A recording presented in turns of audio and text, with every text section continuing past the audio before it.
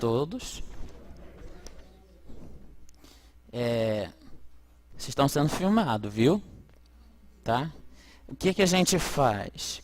Toda vez que é o primeiro momento em que nós vamos expor um tema, a gente gosta de filmar, mostrando para todos que estão sendo filmados e ouvidos, porque saem no microfone, para que depois a gente possa avaliar e então verificar, né, como foi a nossa caminhada, para que a gente possa ir se aprimorando cada vez mais, né?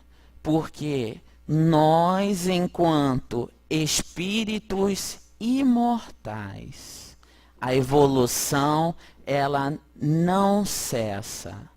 Nós não temos condições alguma de imaginar quando é que irá se encerrar o período, né, de evolução, conforme os amigos espirituais nos mostram sempre, né? Quando você chegar e achou que evoluiu, tem mais coisa para fazer.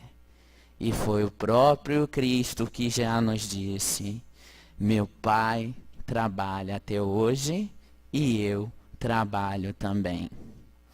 Mas para falar de um tema tão importante quanto o céu, o inferno e a realidade em que ele se transmutou ao longo de vários anos, por que não de milênios, de bilhões de anos, porque cada época a humanidade ela fez o céu ou o inferno ao seu gosto.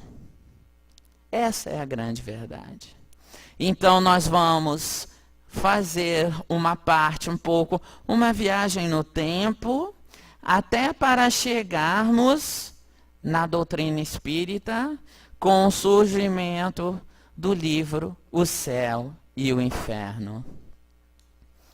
Os daimons. Sócrates, Platão. Grandes filósofos gregos. Eu acho que está com um delay grande, né? Está bem grande o delay. Eu acho que eu vou ter que falar sem microfone. Vejamos bem. Os daimons. Está dando para todo mundo me ouvir? Sim. Ótimo, legal. Os daimons, nada mais, nada menos que eram espíritos que Sócrates, né, que foi coordenador, né, que Platão foi o seu grande discípulo, acreditavam ser, né, os seres que os iluminavam. Né, hoje o que nós chamamos de anjo da guarda. Mas como conceber isso numa época em que, na idade, né, onde a expansão dos deuses gregos, né, na mitologia grega, que era um deus para cada coisa, e que eles moravam lá nos Olímpos e tudo mais, né, onde Zeus era dono de todos os outros, como pode ter, entre aspas, dois daimons, né, deuses andando conosco, se eles ficavam lá no Olimpo? Então, nosso companheiro ali, Sócrates, da esquerda, ele foi obrigado, né, a tomar então a cicuta, né, para quem sabe é uma espécie de veneno, porque ele foi taxado como louco por assimilar as suas ideias. E se não fosse o Platão, seu fiel e escudeiro discípulo, jamais nós teríamos hoje acerca das suas ideias. Tal qual importante foi esse período histórico que nosso benemérito Allan Kardec fez o favor de distender a filosofia, né, de Sócrates e Platão na introdução de O Evangelho segundo o Espiritismo, um livro onde trata das máximas morais cristãs. Que a gente não pode refutar, então, essas ideias e compreendê-las. É óbvio que muitas delas, com o tempo, né, foram caindo. Por quê? Porque eles ainda não tinham o entendimento completo, não tinham o entendimento pleno. Vinha tudo muito pela intuição, né? Era o período ali onde eles conversavam, e era tudo na base da intuição. E é óbvio que hoje, compreendendo a mediunidade, isso vem com um pouquinho de sujeira. Mas o bojo da filosofia de Sócrates, o grande bojo, é muito factível, tanto que foi colocado na introdução do Evangelho. Perdão, ele voltou, era para ele ter avançado. Tá? Isso foi em torno dos 400 anos antes de Cristo. E o que ocorre depois? Lembremos Jesus e Nicodemos. Havia entre os fariseus um homem cujo nome era Nicodemos, líder dos judeus. Ele veio até ele, Jesus, de noite lhe disse: Rabi, sabemos que vieste de Deus, pois ninguém faz estes sinais que tu fazes, se Deus não estiver com ele. Em resposta, Jesus lhe disse: Amém, amém te digo que se alguém não for gerado de novo, não pode ver o reino de Deus. Ora, tu és mestre de Israel e não sabe destas coisas? Espera aí. Isso foi na época do Cristo, conversando com um grande doutor da lei judeu. Ora, então podemos perceber, através de um grande diálogo, né? Quem depois quiser, só ir lá no João capítulo 13 e consultar, que os judeus acreditavam em reencarnação. Ora, se eles acreditavam em reencarnação, eles não acreditavam em penas eternas, eles não acreditavam que a pessoa ia ficar queimando no fogo eterno do inferno, eles não acreditavam que as pessoas iam ficar como anjinhos lá nas nuvens. Não, eles não acreditavam em nada disso. Eles acreditavam em reencarnação. Prova disso hoje, quem quiser depois pode consultar na internet, chama-se a Cabala, que deu a continuidade aos conhecimentos fundamentais do judaísmo. Então a gente pode perceber que as ideias factíveis e verdadeiras, conforme o Cristo coloca, conheça-te a verdade, pois ela vos libertará, sempre permeou a humanidade. Só que como nós temos os daimons bonzinhos, também temos os daimons não tão bonzinhos assim, que embutem as ideias, atrasando o progresso da humanidade. E a gente, pelas nossas imperfeições morais, aceitamos essas ideias e muitas das vezes proliferamos essas ideias e não nos damos conta disso, conforme Kardec já coloca também em O Livro dos Médiuns, quando nos fala sobre fascinação, quando nos achamos deuses, quando nos achamos grandes daimons, por assim dizer. E isso foi em torno de 30 anos depois do nascimento de Cristo. Então vejamos que vamos caminhando na história. Mas daí chegou o imperador Justiniano e a imperadora Teodora. Quem aqui conhece a história dos dois? Levanta a mão. Poucos. Deveríamos conhecer. Porque é cientificamente comprovado, e eu gosto muito dessa palavra, cientificamente documentado. São verdades irrefutáveis, onde a nossa companheira, ali numa figura amável, Teodora, nada mais, nada menos era que uma grande meretriz. A casar-se com o nobre Justiniano, filho de Constantino, salvo pelas orações de cristãos com sua fé fervorosa, recebeu a missão do pai em colocar o cristianismo como principal religião na cidade de Constantinopla, que pertencia na época a Roma.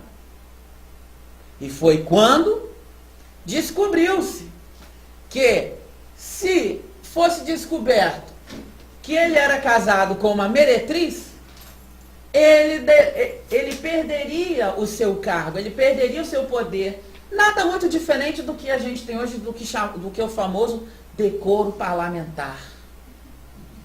Então a gente vê que a história só se repete. E então, ele fala para Teodora, Teodora, a gente tem que fazer alguma coisa. Teodora dá um veredito muito simples. Teodora fala, mate todas as do bordel, porque assim não existirão testemunhas. O que foi feito? Matou-se todas elas. Foi então, e em meio, mas Justiniano tinha um compromisso com seu pai, né, de tornar o cristianismo a religião principal daquele lugar. Foi então que a Teodora, muito juntamente com Justiniano, participando do processo, porque era imperatriz, encontrou uma tal de reencarnação ali no meio, que quando ela leu o que era, ela falou, opa, peraí. Então quer dizer que as pessoas que eu matei, os escravos que eu maltrato, amanhã eu posso vir escrava para pagar? Dê um jeito de tirar isso daí, Justiniano. Porque se você tirar dos papéis, dos escritos originais em aramaico, hebraico, grego, etc, etc, etc, porque são muitos dialetos, isso não vai ocorrer. Porque no pensamento mitológico, eles eram semideuses. E tinham poder para isso. E isso é documentado, mas muitas das vezes é refutado pelas próprias religiões. Inclusive por muitos espíritas. Isso é cientificamente comprovado e documentado. Desfazendo, isso foi de 300 a 400 anos depois. Gente, tem um erro ali. Foi de 300 a 400 depois de Cristo. Depois de Cristo. Tem depois o antes foi preservado. Depois de Cristo. Então vocês vejam como que este céu, depois de Cristo, 300 a 400 depois de Cristo, tem um erro gráfico ali. Então vejamos bem, o caminhar deste céu e deste inferno. Como pode, meu Deus, alguém ficar queimando eternamente no inferno? Posso perguntar? Claro. Não há necessidade de corrigir a frase. A frase me parece que eles quiseram dizer que no período de 300 a 400, antes da vida do Cristo. Não, é depois de Cristo mesmo. Depois de Cristo, fui eu que digitei, o erro foi meu. O erro é meu. Assuma essa responsabilidade. Mas nada que vá comprometer o estudo. Por quê? Como você pode conceber um pai, que daí Jesus já tinha vindo dizendo que bom é o pai. Como que um pai bom vai permitir um filho seu queimando no fogo eterno? Qual é a mãe que viveria em paz, estando no céu na nuvenzinha, sabendo que o seu filho estaria queimando no fogo eterno do inferno? Isso seria um pai bom? De forma alguma. De forma alguma. E a gente continua caminhando para a formação de entendimento deste céu e deste inferno. E nós temos duas grandes figuras. Uma que é o John Wycliffe, que viveu de 1328 a 1384, e o John Huss, que foi o seu discípulo e viveu de 1369 a 1415. Quem foi o da esquerda? O John Wycliffe. John Wycliffe foi o primeiro cara. Gente, eu falo assim, cara, porque quando a gente estuda, a gente ganha uma intimidade com eles. É uma coisa incrível. Quem quiser, tem o filme dos dois no YouTube, vai lá e bate. São realmente maravilhosos. Ele foi o primeiro a tentar tirar a Bíblia do latim e a traduzir para o inglês. O que não era bem visto. Não era bem visto por aqueles que detinham o poder, porque na época a igreja detinha o poder. A igreja dizia que se não pagasse a penitência, não seria para o céu, seria para o inferno. Mas em que escrito, aonde na Bíblia, Onde nas escrituras sagradas isso estaria escrito? Em nenhum lugar. Então eles detinham o poder. Mais tarde, não mais que de repente, surge a figura. O John Wycliffe desencarna naturalmente. Naturalmente. Né? Foi achincalhado, mas não fizeram nada com ele. Aí veio o John Hus, seu fiel escudeiro discípulo. Curiosidade, não estamos afirmando. Há muitas vertentes no meio espírita, inclusive espíritas sérios, afirmando que John Hus é uma encarnação anterior de Allan Kardec. Mas é apenas uma curiosidade. Quem quiser depois, quem gostar de estudar o tema, pesquisar, vá lá. Bom, muito interessante. Por que eu estou passando? Não costumo passar essas curiosidades não comprovadas em palestra. Mas por que eu passo isso? Porque vocês sabem qual era a ideia principal do John Hus? Exatamente a frase: fora da fé não há salvação. É quase igual, fora da caridade não há salvação. Porque na época ele achava uma injustiça não entregar o céu aos pobres. E ele se revoltou contra a igreja nesse sentido.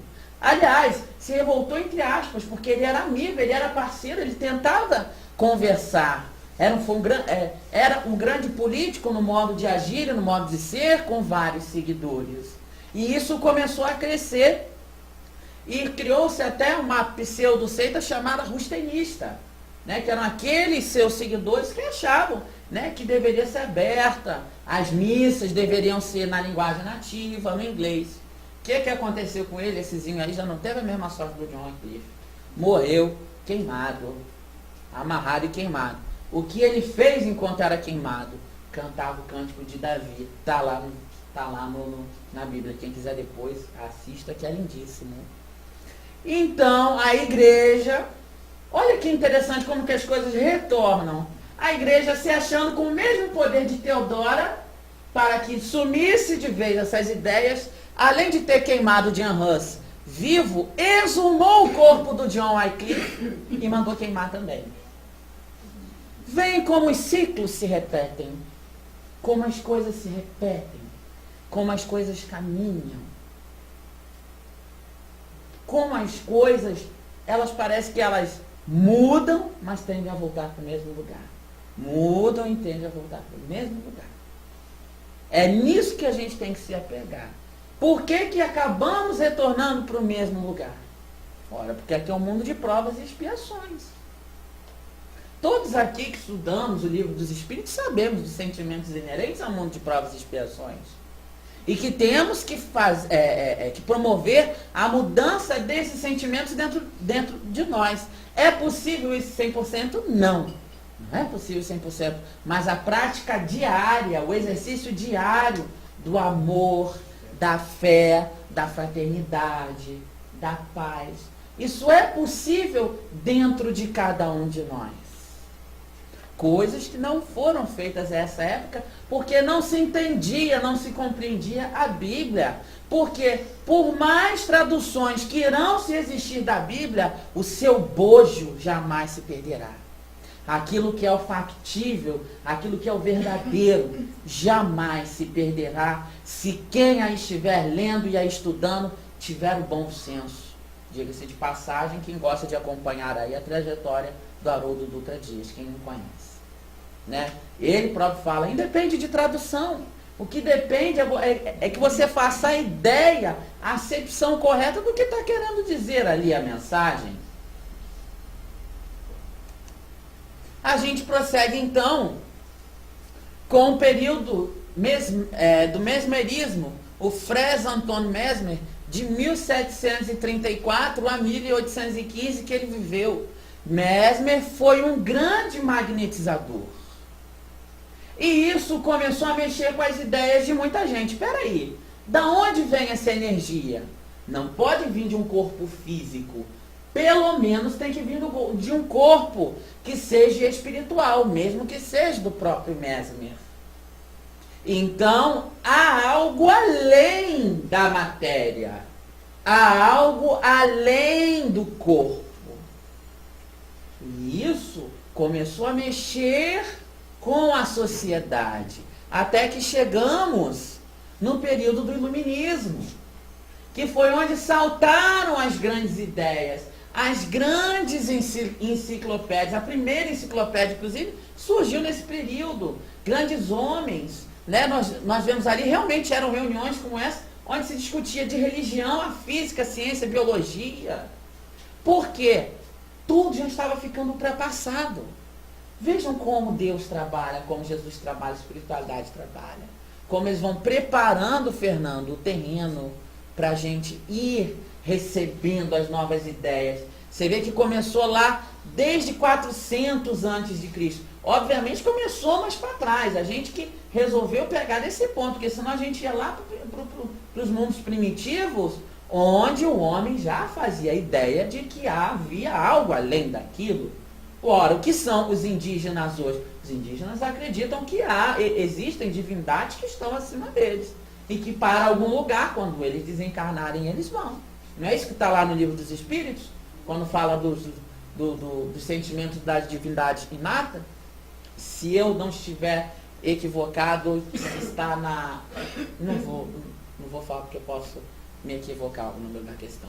Então, após o Iluminismo, nós tivemos a chegada de um grande homem chamado Pestalozzi. Pestalozzi foi um grande educador. Qual era a principal ideia de Pestalozzi? Ter uma escola onde se pudesse ter as práticas iluministas desde que idade? Desde pequenininho. Que eram essas ideias iluministas? Discutir religião, ciência, filosofia, cada um colocando as suas opiniões, discutindo. Só que aí, a intolerância religiosa. Um pai ficou sabendo que o filho protestante iria estudar com o filho da Igreja Católica Apostólica Romana, começou a tirar o seu filho daqui, o seu filho acolá, e a escola debandou. Não deu certo. Mas, empenhado nesse processo, junto a Pestalozzi, surgiu um grande homem, chamado Hippolyte Léon Denis Rivail, nosso tão querido amado Allan Kardec.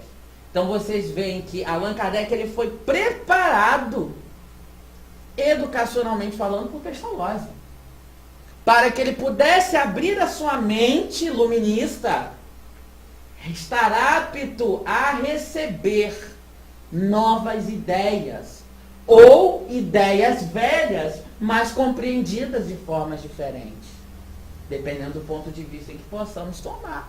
Porque Espiritismo é isso, Espiritismo é vivência, Espiritismo é filosofia também.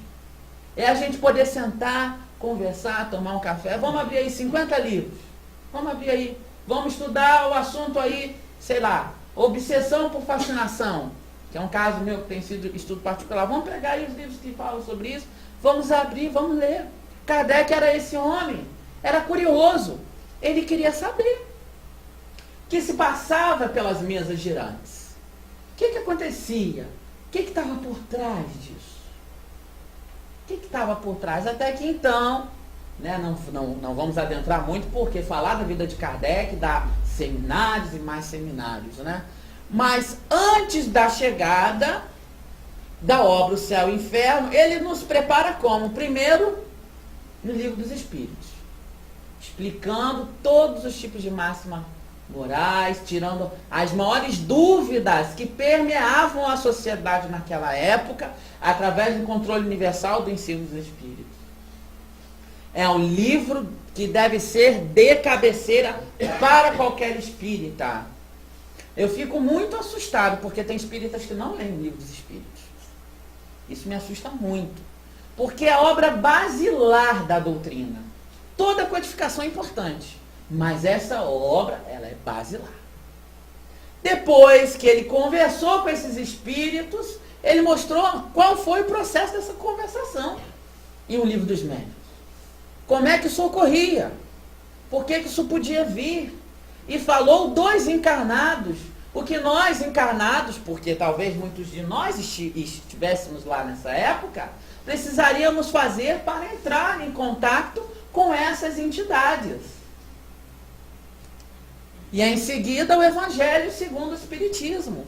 trazendo então toda a parte das leis morais, as máximas do Cristo, que muita gente conhece de ler pedacinho em Evangelho no Lar. Uma obra altamente profunda, a obra mais vendida espírita. E tomo muito susto com muito espírita que não sabe que Joana de Ângeles tem mensagens nesse livro, que Emmanuel tem mensagem nesse livro.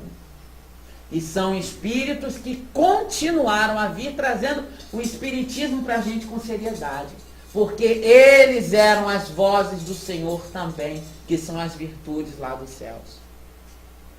E receberam a incumbência do próprio Senhor Jesus Cristo em vir dar continuidade ao processo do espiritismo, ao progresso correto do espiritismo. Joana de Ângeles, através de Divaldo Pereira Franco, e Emmanuel, através do nosso amado Chico Xavier. A de Emmanuel é capítulo 11, item 11. A mensagem chama-se O Egoísmo, depois leiam, é belíssima, onde ele fala que o egoísmo é a maior chaga da humanidade. É o egoísmo. Depende da tradução. Se vocês pegarem a tradução do Herculano Pires ou a tradução do Evandro Noleto, vai ter uma diferençazinha, mas o bojo em si é o mesmo. E a Joana de Ângeles tem duas mensagens maravilhosas. Vocês podem ir lá procurar no YouTube, Divaldo Pereira Franco, Vida de Joana de Ângeles. Lá vai dizer as duas mensagens para vocês, que ela revelou ali. Então, fazendo esse parênteses, precisamos estudar esses espíritos, porque são a codificação na prática. E muita gente não compreende isso. Mas aí então ele nos preparou para recebermos então Le Ciel et le Ferne, ou a Justiça Divina segundo o Espiritismo, lançado em 1º de agosto de 1865, em seu sesquicentenário, palavra até difícil de falar, né, Mabel? Sesquicentenário, 150 anos. Vou fazer uma pergunta, quero que ninguém seja tímido. Somos bastante, graças a Deus, hoje, Fernando, somos bastante aqui nessa sala. Nilza, quero que você seja verdadeira também na hora de levantar. Quem já leu e estudou a obra, levanta a mão. Menos de 20%. Céu e inferno. Leu e estudou? Bem menos de 20%. E é uma obra da codificação espírita. Vejamos bem, meus irmãos. Qualquer um que se candidata a ser espírita, eu sei que eu estou tentando ser. Estou tentando ser espírita. Qualquer um que se candidata a ser espírita tem por obrigação conhecer as 5 obras básicas. Eu estou dizendo aqui alguma mentira? Se eu quero ser um físico, eu tenho que conhecer física, matemática. Se eu quero ser um físico nuclear, eu tenho que conhecer a física quântica, a física disso, a física daquilo. Se eu quero ser um dentista, eu tenho que conhecer toda a prática do dentista. Se eu quero ser espírita, eu vou ler toda a prática espírita. Mas muitas das vezes a gente perde muito tempo, infelizmente, lendo muita batatada que está sendo lançada no movimento espírita. Infelizmente, a gente precisa divulgar isso, porque são espíritos comprometidos para atrasar o progresso de transição planetária que a gente está passando. E a gente está abrindo brecha para isso. Estamos abrindo portas para isso, sim. E as nossas casas espíritas estão colocando para vender? Sim. Não preciso citar nomes aqui, porque acho que todo mundo sabe de quem a gente fala, dos vários autores. Mas precisamos ter cuidado. Precisamos ter cuidado, precisamos ter critério. Como que eu vou ter critério para ler um livro se eu não conheço a codificação? Porque eu não tenho critério. Gente, só os 5 livros dá o estudo de uma encarnação inteira. Dona Ivone Pereira do Amaral, anualmente, eu digo, anualmente lia e estudava as 5 obras básicas. Na edição que ela estudava, dava 16 páginas por dia, todos os dias. E depois ela ia psicografar, ou ela ia ler um outro livro de seu interesse. E ela foi aqui de Niterói, vocês sabiam disso? Médium daqui de Niterói. E Fernando, sabiam que pouquíssimos conhecem a obra de Ivone Pereira do Amaral? Pouquíssimos. O livro Memórias de um Suicida, como é o concurso do tema, todo mundo conhece. Agora, se eu falar assim, alguém conhece Dramas da Obsessão, de Ivone Pereira do Amaral? Quem escreveu o livro? Bezerra de Menezes. Então, olha só a importância de lermos as obras sérias, para aprendermos as coisas certas, não para aprendermos as coisas erradas. Ou queremos entrar no processo de atraso em que a igreja nos fez entrar lá na época de Teodora e de Justiniano. É apenas uma questão de escolha. Daí a gente tem, esse aí foi um slide de quando ele fez 145 anos, então a gente tem ali aquela capinha clássica no meio da obra, e temos ali, à esquerda, à direita, algumas capas, né? Outras capas de outras editoras. E aqui nós temos o novo projeto da Federação Espírita Brasileira, que vale a pena adquirir. Estão com preços em conta, são livros enormes, com a letra deste tamanho. Cadê o meu? Ficou na mochila, vou mostrar. Eu preciso mostrar.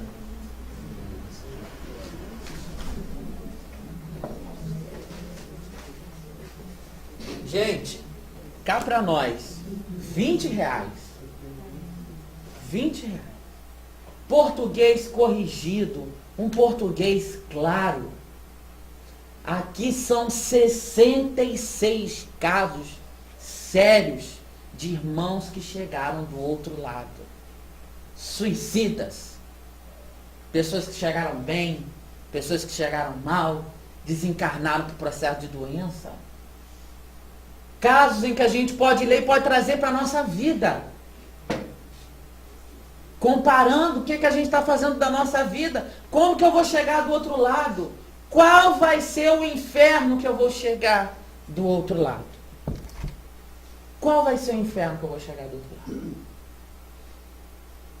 Porque nós já estamos, desculpa até o termo popular, careca de saber que céu e inferno são questões puramente conscienciais, ou não? O que André Luiz fala? Que o umbral em que ele foi são as defecções mentais dos espíritos que se comprazem naquela vibração. Porque pensamento é matéria. Pensamento é matéria. E a gente se liga àquilo que a gente tem afinidade. E a gente tem que procurar ter afinidade com quem? Com Jesus, meus amigos.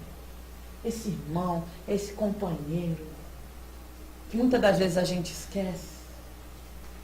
Perdemos tempo com tanta coisa, esquecemos de Jesus. Esse é o selo oficial, para quem não conhece, tá? É o selo que a Federação Espírita Brasileira está trabalhando aí, em homenagem. É muito importante o subtítulo, Justiça Divina, segundo o Espiritismo. Por que segundo o Espiritismo? O Espiritismo contém toda a verdade? Não.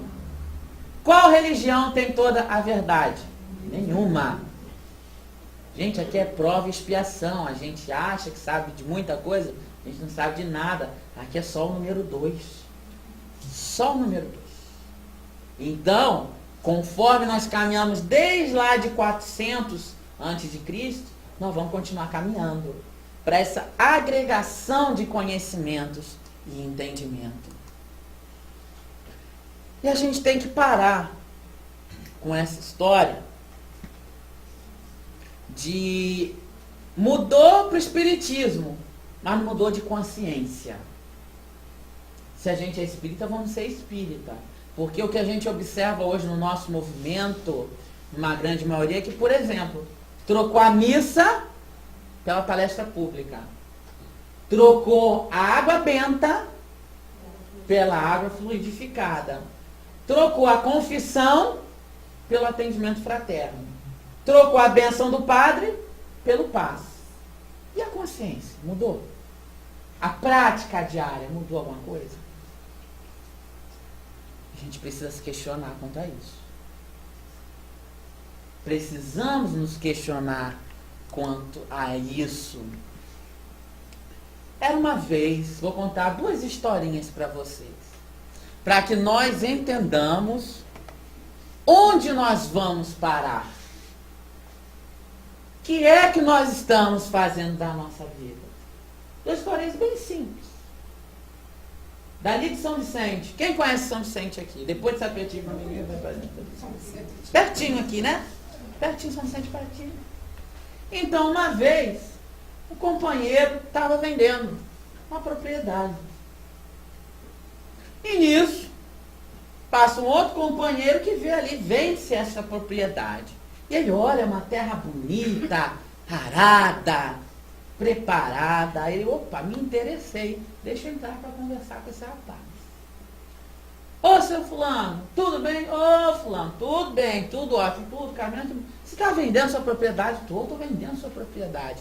Mas vem cá, me conta uma coisa. Dá batata na sua terra? Dá não, senhor. Dá laranja na sua terra? Dá não, senhor. Dá chuchu na sua terra? Chuchu é água?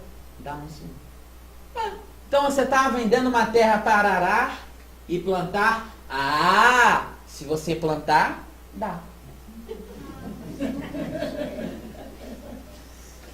Muitas das vezes, uma história simples dessa, a gente quer pegar algo de fora e colocar dentro da gente. Queremos as coisas de graça, sem o trabalho. Quando, na verdade, nós devemos sair daqui, ó, daqui de dentro. As coisas devem brotar de dentro para fora. O pessoal fala muito em cura. Ah, eu vou para o centro espírita para me curar. Aí chega aqui, melhorou, ficou bem. Semana seguinte é só no centro espírita. Gente, isso é uma constante. Jesus, como era muito sagaz, já mostra pra gente a história dos 10 leprosos. Só voltou um para agradecer, porque os outros 9 voltaram para as suas vidas mundanas. O que a gente está plantando? O que a gente está semeando? O que a gente está colhendo? Era uma vez a história de um outro senhor também dali de São Vicente, chamado, olha o nome dele, Isidro Pedra. Imagina que sujeito cabeça dura era ele. Uma vez ele estava passando no pomar. Passou no pomar, viu uma laranja lindíssima. Lindíssima. Só que ele não sabia que aquela laranja que ele pegou foi fruto de um enxerto. Quem aqui é agricultor sabe, né? Que como o pezinho da laranja é muito frágil, você enxerta ele no pé do limão, que é bem mais forte. Qual o fruto que nasce? Laranja. Mas qual é a semente que está dentro? Limão. Então ele pegou, ele ficou tão apaixonado pela laranja, que ele pegou, levou para sua casa, chegou lá e falou, mulher, arrumei aqui uma laranja maravilhosa, vou plantar. Plantou, passou-se uns meses, o pezinho cresceu e nasceu uns laranjões verdes. Seu Isidro Pedra, ele ia lá, descascava, até que um dia a sua esposa foi provar e falou, Isidro, isso é limão. Não, mulher, isso é laranja, fui eu que plantei. Olha só, meus irmãos, o que é que nós levamos a pensar com uma história dessa? Será que eu sei o que eu estou plantando? Será que eu sei o que eu estou colhendo depois? Será que eu não estou sendo ignorante no sentido de ignorar as verdades que o Isidro Pedra tinha? Quantas vezes a gente é teimoso e repete? A gente tomba e repete o mesmo erro. Tomba, repete o mesmo erro. Tomba, repete o mesmo erro. A gente é assim. A gente é assim.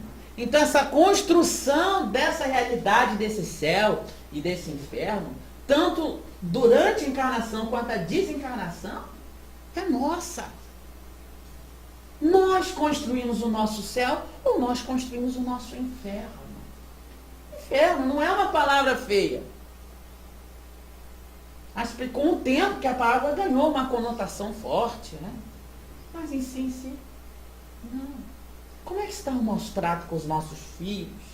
Como é que está o nosso trato com o nosso irmão, com a nossa irmã? Dentro do espiritismo, no movimento de unificação, existe? Não existe? A gente precisa muito parar para se questionar, porque nós vamos ser cobrados. Não estou aqui querendo pôr medo em ninguém, gente. Ninguém. Mas apenas para que saiamos reflexivos daqui. Tudo que nós fizermos aqui, de bom ou de ruim, quando desencarnarmos, vamos chegar lá em cima e vamos ter que prestar esclarecimento. Não é isso que toda a codificação espírita, que os livros das obras André Luiz nos mostram pra gente? E como a gente escuta vários irmãos dizendo assim, sim, mas não é bem assim que funciona não. Quem melhor que queime-se todos os livros. Porque se entendermos o processo de codificação espírita, vamos ver que é o próprio Cristo coordenando e enviando essas informações para a gente. E ainda permitiu Emmanuel e Joana continuarem enviando essas mensagens por grandes médiuns. Então, o que estamos plantando? O que estamos colhendo? Pensemos muito nisso. Se eu planto amor, eu recebo amor. Se eu faço bem, eu recebo bem. Agora, se eu faço mal, eu recebo mal. A gente precisa pensar nisso. Precisamos entrar no momento de exegese mental. A gente tem dificuldade, antes de dormir, para fazer uma prece. Quando a gente fala assim, Pai Nosso, já dormiu? Então a gente vai estar se conectando com o quê? Adianta, Fernando, você fazer um tratamento espiritual com a pessoa que não segue ali as regras? Boa leitura, bons pensamentos, evitar aquilo que vê na TV. O que a pessoa está trazendo para ela? Inferno. Porque ela vai estar convidando irmãos que se comprazem com aquela atitude mental dela. Quantas vezes são as nossas reuniões de desobsessão, em que a gente, ali no momento de tratamento, vem um irmão sofredor, porque todo obsessor, antes ele é um sofredor. Não esqueçamos disso. Então vamos ter o maior carinho e compaixão com esses irmãos. Aí ele vem, ele dá ali o seu depoimento e fala assim, não adianta eu vir aqui conversar com vocês, porque durante a noite ele me chama de novo. E se não for eu, serão outros, porque ele convida. Porque aqui, o nosso id, como diz Joana, não está sendo mudado. Não está sendo melhorado, não está sendo exercitado. Como? Através das boas leituras, as reflexões, as meditações das atitudes. E aí a gente acompanha a maior pandemia do século XXI. Qual é? Todo mundo sabe o nome, é a depressão. Mais de 20% da população mundial está depressiva. Isso é céu ou isso é inferno? É o inferno. É o inferno. Ora, está no corpo físico. O que nos mostram os amigos espirituais é uma prisão. Quando a gente desencarna, que a gente se liberta. Agora, quando a gente se libertar, nós vamos para onde? Eu sou um ser humano que eu gosto de beber. Eu gosto de fazer o mal. Olha, você vai para o lugar em que você se compraz. Para isso, me ensinaram uma vez, é muito importante, chega na frente do espelho e se faz uma pergunta. Será que eu gostaria, depois que eu desencarnar, de eu ir para um lugar com 49 pessoas iguaizinhas a mim, 49 cópias minhas? Eu não ia, eu não. É complicado. Então isso serve para que a gente reflita, que a gente veja. Se a gente não quer ir para um local com pessoas igual a gente não deve ir. A gente não deve ir. E um assunto muito interessante que tem no livro, que chama-se O Temor da Morte, Kardec afirma que o espírita não tem medo da morte. Mas é verdade? É o que tem mais medo. Que tem mais. Você sabe por que é o que tem mais medo? É porque conhece a verdade de todos os erros que faz. E sabe que vai ter que responder por eles. Mas a autocrítica continua. Isso aí. Eu Exatamente. digo porque eu sou um deles. Tá certo? Tá certo. Estou errado? Não, tá certo. Estou tentando melhorar, né? Nós temos o medo da morte porque nós não sabemos como nós vivemos. Temos vergonha de morrer, Temos vergonha de morrer. Muito boa porque colocação. nós não podemos esconder, depois não tem como esconder. Exatamente. E nem encarnado, porque nem encarnado, a gente acha que esconde segredos. Nós temos esse hábito de achar que a gente esconde. Nós podemos esconder dos encarnados, mas dos desencarnados. E aquele sentimento de culpa inconsciente está gerando as depressões de hoje. Depressão é um sentimento de culpa. Inferno. Foram os infernos ou os umbrais que a gente passou. Agora, a gente também não pode fazer como antigamente, quando saiu assim, livro Memórias de um Suicida, tinha muito orador que fazia assim: se suicidou 100 anos no umbral de suicidas, ou não sei quantos anos no umbral de suicidas. Também não é assim que funciona, porque tem a misericórdia divina, tem a justiça divina. E aqueles que oram por ele? As orações são em vão? Está lá no capítulo 28. Exatamente, lá no capítulo 28, deve-se orar por quem? Pelos suicidas, obviamente, também. Está lá no capítulo 28. Porque isso vai ajudar com que a confusão mental em que ele se passa, isso se resolva mais rápido, mais tranquilo. Né? Pelas mortes prematuras, né? Pelo medo. Por tudo nós devemos orar. Kardec ensina-nos a orar. E os espíritas encerram a leitura do Evangelho segundo o Espiritismo na última página do capítulo 27. Eu conheço espírita de 20 anos que nunca leu o capítulo 28, que é o capítulo das preces. Quantos ensinamentos tem ali, não é, Ana? Quantos ensinamentos tem ali, Ana? Muito. Quem aqui nunca leu, vale a pena ler. Isso não nos interessa. Como tem muita gente que não lê a introdução, vai direto para o capítulo 1. No livro dos Espíritos, vai direto para a questão 1 e perde, porque, para mim, particularmente, a introdução do livro dos Espíritos é o concurso. Para mim. E tem 2 da introdução do Evangelho, Controle Universal dos Filhos dos Espíritos. São 2 textos que a gente tem um apreço muito especial. Então, a gente precisa estar atento ao que é o estudo, porque o estudo vai nos ajudar a realmente nos tirar, conforme o Kardec demonstra no livro, vai nos ajudar a tirar o temor da morte. Tudo isso que eu estou passando aqui, de uma forma alegórica, filosófica para vocês, vocês vão encontrar no livro. A nossa intenção aqui não é abordar o livro, mas é que vocês cheguem nos seus lares, distendam o livro e conheçam o livro. Se a casa não tiver para vender, pega emprestado, pega na biblioteca da casa, emprestado, pega com um amigo emprestado, baixa em PDF na internet, porque é gratuito, é domínio público. Mas o livro tem que conhecer. Se a gente não conhecer, vamos continuar temendo a morte. O que a gente está fazendo com o nosso credo? Nós falamos aqui nas repetições, e eu vou compartilhar com vocês minha experiência. Né? A questão da gente só mudar de rótulo religioso, mas as atitudes continuarem as mesmas. Eu fui na segunda-feira numa palestra daquele cantor que teve aqui na região. Todo mundo sabe quem é? Não. Fansan. Todo respeito pela criatura, não estamos criticando o seu trabalho. Estamos apenas refletindo numa palestra de Semana Espírita, que é para reflexões profundas. A casa espírita estava lotada. Alguém viu alguma aqui? Levanta a mão. Alguém chegou a ver? Fico ótimo.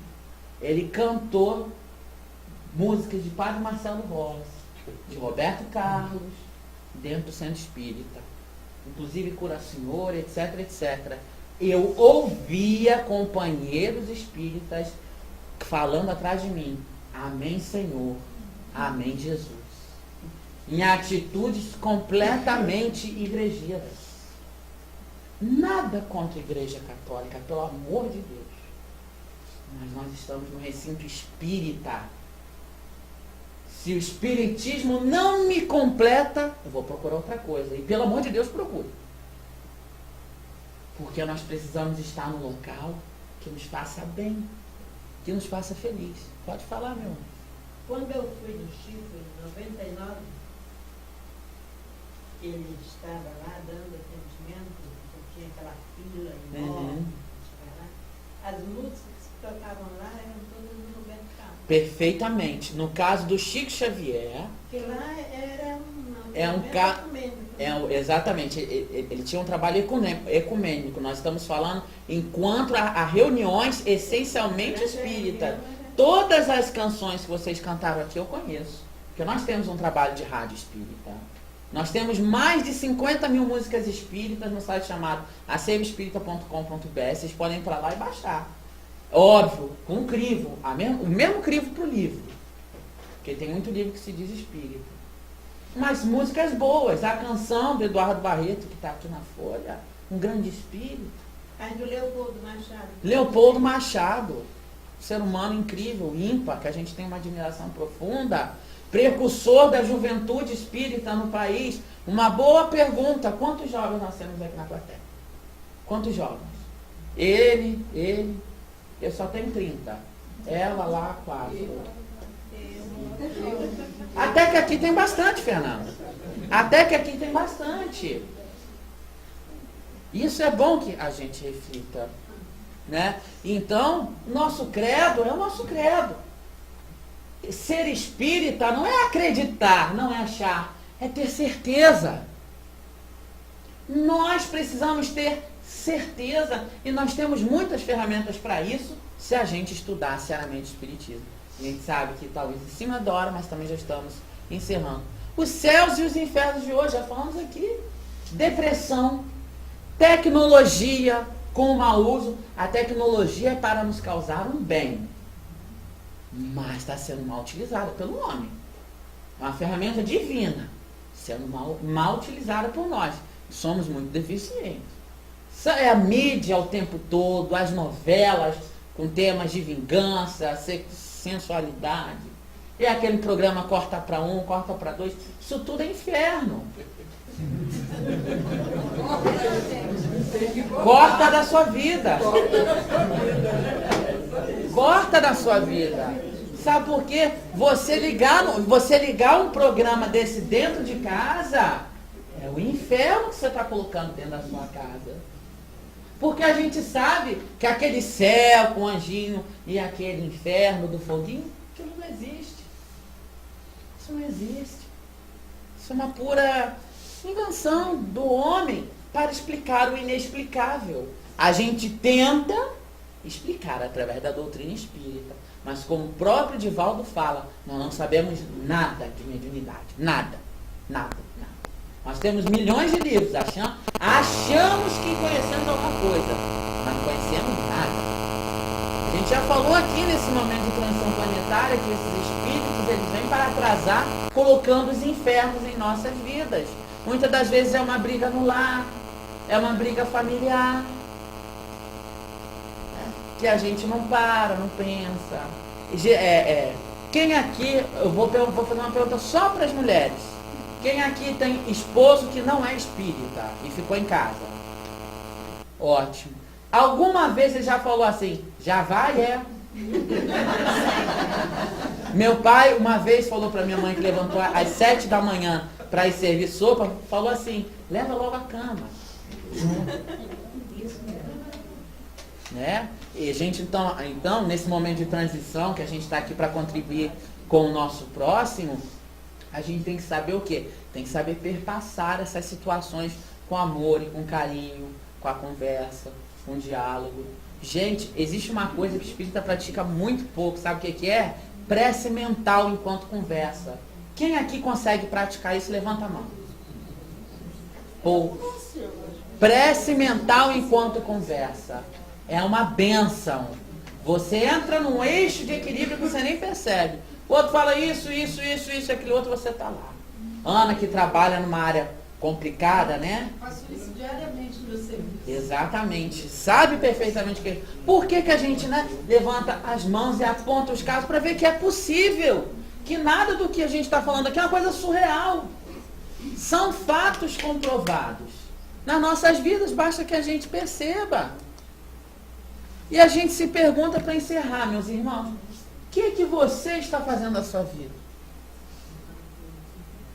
O que a gente está fazendo da nossa vida? Será que dentro da nossa casa nós estamos construindo o céu ou estamos construindo um inferno? Às vezes sim, às vezes não. Às vezes sim, às vezes não, querido Deus. E aí, Nilton, o que a gente faz? Buscar melhoria, né? Buscar melhoria. Agora, acima de tudo, vou pegar o outro aqui. O culto do evangelho no lar, né? Ótimo, muito bem lembrado. Como é que é seu nome, meu anjo? Maria José. Maria José, obrigado, muito bem lembrado. Eu gostaria de mostrar essa obra aqui. Não é barata? Não, não é barata. R$60, infelizmente. Né? Precisa editar, é uma obra mais cara. Mas vale muito a pena introduzir ela no Evangelho, no lar, juntamente com o Evangelho segundo o Espiritismo. Quando você puxa a passagem no Evangelho segundo o Espiritismo, você puxa a passagem no Evangelho segundo o Espiritismo, porque ali só está a máxima, e você lê o capítulo inteiro, você entende tudo que Kardec quis explicar. É incrível. Estamos fazendo isso na minha casa e como tem dado certo. Um Novo Testamento por Haroldo Dutra Dias. Um Novo Testamento. Vale a pena a casa adquirir um para repassar, emprestar, né? É muito importante. Por isso que a Federação Espírita Brasileira, e vamos encerrando, porque vamos agora remontar a história. Por isso que a Federação Espírita Brasileira está nos implorando para implementarmos uma coisa chamada NEP, Núcleo de Estudos e Pesquisas do Evangelho. Porque não há como eu entender o céu e o inferno de hoje se eu não entendo o céu e o inferno do Velho Testamento, se eu não entendo o céu e o inferno do Novo Testamento, se eu não entendo o céu e o inferno de Sócrates e Platão e Aristóteles, se eu não entendo o céu e o inferno do imperador e da imperatriz, se eu não entendo o céu e o inferno do John Wycliffe e do John Hus. Então, na verdade, nós estamos no processo de retorno às bases. Vocês veem como nada é novo? Se me permite. Claro. A primeira coisa nessa mudança tem que ser interior. Claro. Quem aqui é espírita ou se fez espírita e largou de beber a sua cervejinha, largou seu maço de cigarro de vez, fez as pazes com o seu vizinho, Isso aí. abençoa ter os filhos que Deus lhe deu, considera como santo a sua esposa. Quem? Quantos? Então, primeiro, temos que nos tornar espíritas. Exato. Do contrário, é só fantasia. E diríamos mais, meus irmãos, para encerrar, conforme Kardec nos conclama, espíritas cristãos, retornar sempre aos estudos lá atrás, porque desde o capítulo 1 do Velho Testamento, na criação da Terra, as ideias espíritas, porque espíritas ou espiritismo é só um termo, são só ideias, já estavam lá. Então, para que entendamos o céu e o inferno que Kardec tanto nos conclama, precisamos remontar a história, mergulhar, deixar o texto fluir e colocar isso em prática nas nossas vidas, acima de tudo, no nosso interior. Muita paz, meus irmãos. Muito obrigado pela paciência de todos.